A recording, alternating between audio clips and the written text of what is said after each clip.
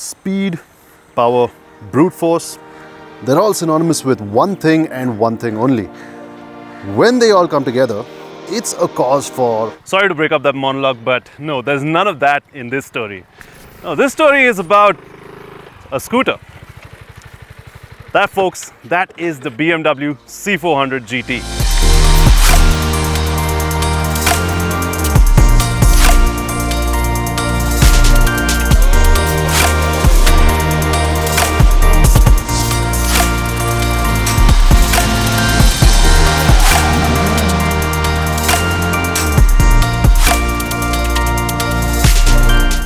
Now, you might be wondering what the point is of a scooter on this channel. I mean, it doesn't really go with the aesthetic, does it? And you'd be right. But there's nothing ordinary about the C400 GT. Now, usually you wouldn't associate big numbers with a scooter. In fact, the biggest number you'd associate with a scooter is its price.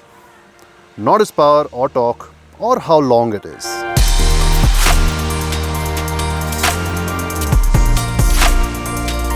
Not in this case, no. You see, this thing has a 300cc engine that's water-cooled and makes 34 horsepower, 35 Nm. Those are some big numbers to be associated with a scooter. Hold on.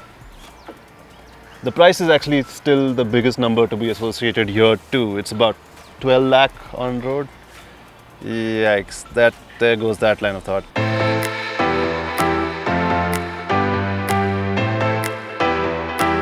Keeping aside those poorly thought through lines, the C400 GT then comes across as a bit of an excess. Do we need such excess?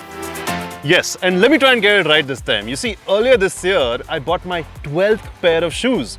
Not over a lifetime, mind, just this year. And sure, it does take up a lot of space at home, but it's sort of a guilty pleasure of mine. Now, it doesn't seem to harm anyone, so I'm okay with it. The C400 GT is a guilty pleasure. See where I'm going with this?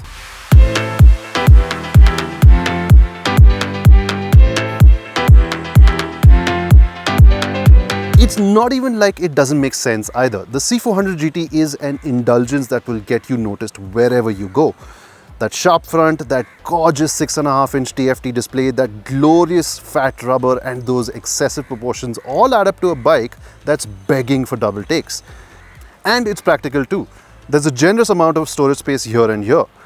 The seat opens up to allow a full face helmet courtesy of BMW's Flex case, and the only downside is that the floorboard isn't flat, so you can't store anything else there on the move.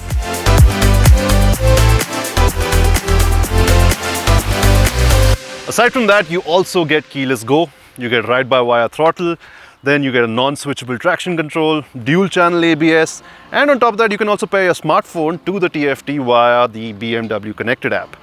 So clearly you are getting a lot for a scooter and your money.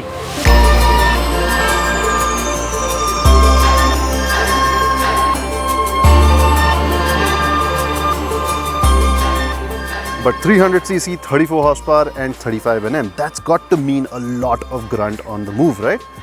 Not quite. The C400 gets a move on, sure, but where it truly shines is in the refinement stakes and its ability to be rock solid even during elongated periods where cruising at 120 km/h.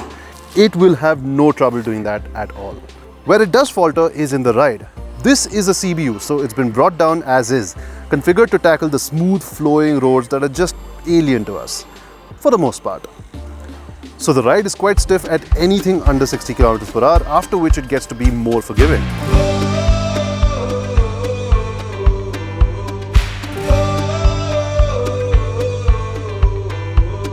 I do have to admit though that this is one of the most fun to ride bikes I've ridden in a while. There's just something about the way it all comes together as a package.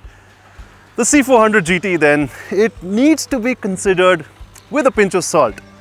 In a world where the mind kind of rules over the heart, buying the C400 GT brings to the fore a bit of an illogical choice, and I love it for that. Anyway, thank you for watching. This is Forbes India Momentum. I'm Ronak, and you know what? I'm just going to buy another pair of shoes. Heck, why not?